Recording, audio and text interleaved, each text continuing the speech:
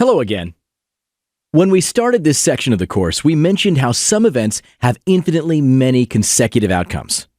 We call such distributions continuous, and they differ vastly from discrete ones. For starters, their sample space is infinite. Therefore, we cannot record the frequency of each distinct value. Thus, we can no longer represent these distributions with a table. What we can do is represent them with a graph. More precisely, the graph of the probability density function, or PDF for short.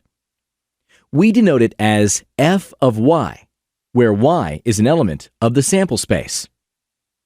As the name suggests, the function depicts the associated probability for every possible value y. Since it expresses probability, the value it associates with an element of the sample space would be greater than or equal to 0.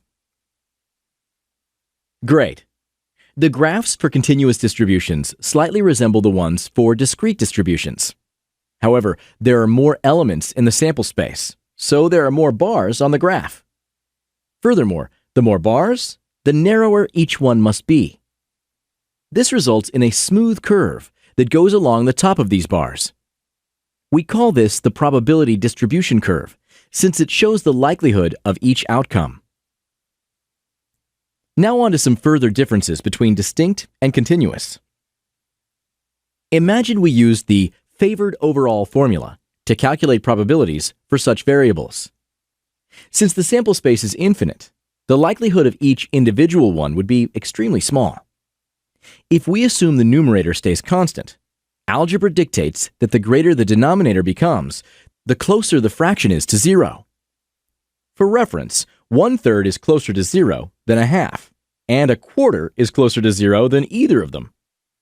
Since the denominator of the favored overall formula would be so big, it is commonly accepted that such probabilities are extremely insignificant. In fact, we assume their likelihood of occurring to be essentially 0. Thus, it is accepted that the probability for any individual value from a continuous distribution to be equal to 0. This assumption is crucial in understanding why the likelihood of an event being strictly greater than x is equal to the likelihood of the event being greater than or equal to x for some value x within the sample space. For example, the probability of a college student running a mile in under 6 minutes is the same as them running it for at most 6 minutes. That is because we consider the likelihood of finishing in exactly 6 minutes to be 0. That wasn't too complicated, was it? So far, we've been using the term probability function to refer to the probability density function of a distribution. All the graphs we explored for discrete distributions were depicting their PDFs. Now, we need to introduce the cumulative distribution function, or CDF for short. Since it is cumulative, this function encompasses everything up to a certain value.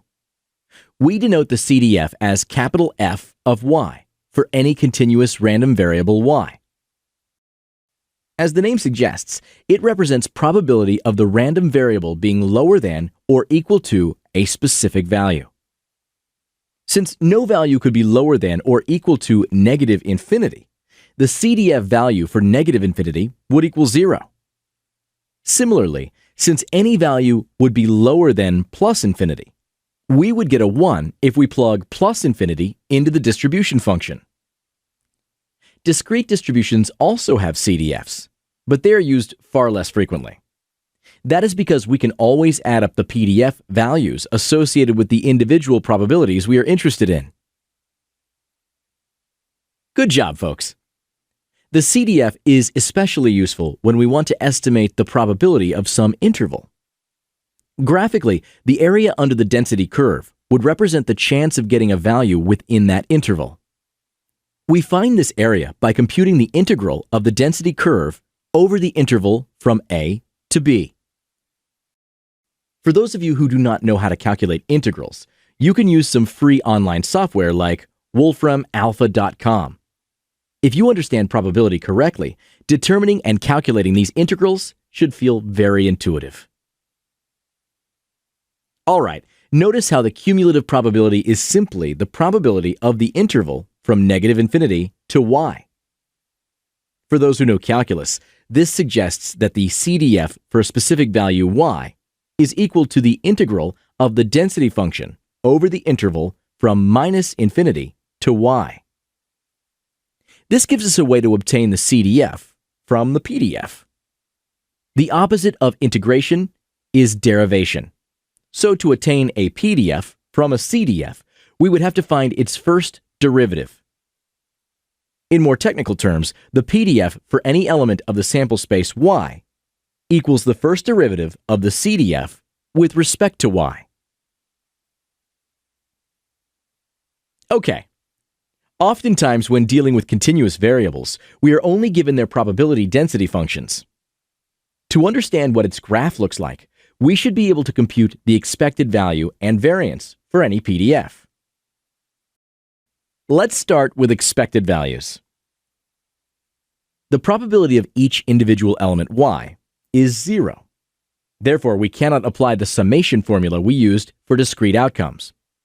When dealing with continuous distributions, the expected value is an integral.